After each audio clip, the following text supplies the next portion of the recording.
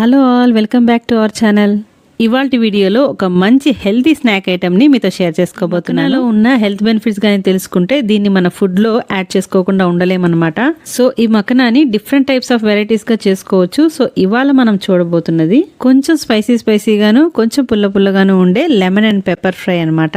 So ఈ lemon and pepper మక్కనాని ఎలా చేయాలో చూసేద్దాం. ఫస్ట్ స్టవ్ ఆన్ చేసుకొని ప్యాన్ పెట్టుకొని అందులో 2 కప్స్ మక్కనా వేసుకుంటున్నాను.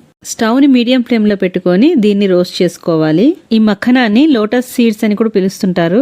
దీనిలో antioxidants, anti inflammatory, anti tumour లక్షణాలు ఉన్నాయి. సో ఇది డైజెషన్ సిస్టమ్ ని ఇంప్రూవ్ చేస్తుంది, అంతేకాకుండా శరీరాన్ని బలోపేతం చేస్తుంది.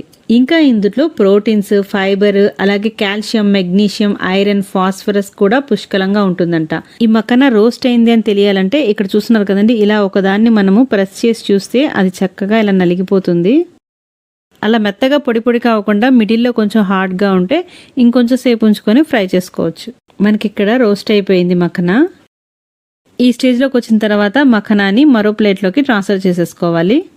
నెక్స్ట్ ఇదే ప్యాన్లో ఒక 2 స్పూన్స్ నెయ్యిని యాడ్ చేసుకోవాలి. నెక్స్ట్ ఇందులో సన్నగా తరిగిన పచ్చిమిరపకాయ ముక్కలు ఒక 2 స్పూన్స్ యాడ్ చేసుకోవాలి. తర్వాత జీడిపప్పుల్ని కూడా వేసుకొని వీటన్నిటిని బాగా రోస్ట్ చేసుకోవాలి. స్టవ్ని మీడియం ఫ్లేమ్లో పెట్టుకొని ఈ జీడిపప్పుల్ని, పచ్చిమిరపకాయల్ని క్రిస్పీగా అయ్యేలాగా రోస్ట్ చేసుకోవాలి. ఈ విధంగా బాగా రోస్ట్ చేసుకున్న తర్వాత ఇందులో 1/2 స్పూన్ మిరియాల పొడిని యాడ్ చేసుకోవాలి. నెక్స్ట్ అలాగే సరిపడా సాల్ట్ని కూడా యాడ్ చేసుకోవాలి. ఇవన్నీ బాగా కలిసేలాగా ఒకసారి కలుపుకోవాలి. తర్వాత ఇందులో నిమ్మరసాన్ని యాడ్ చేసుకోవాలి. ఇక్కడ నేను 3 స్పూన్స్ నిమ్మరసాన్ని యాడ్ చేసుకున్నాను. వీటన్నిటిని బాగా కలుపుకున్న తర్వాత మనం ఇందాక రోస్ట్ చేసి పెట్టుకున్న మక్కనాని ఇందులో యాడ్ చేసుకోవాలి. ఈ మసాలా అంతా మక్కనాకి పట్టేలాగా బాగా కలుపుకోవాలి.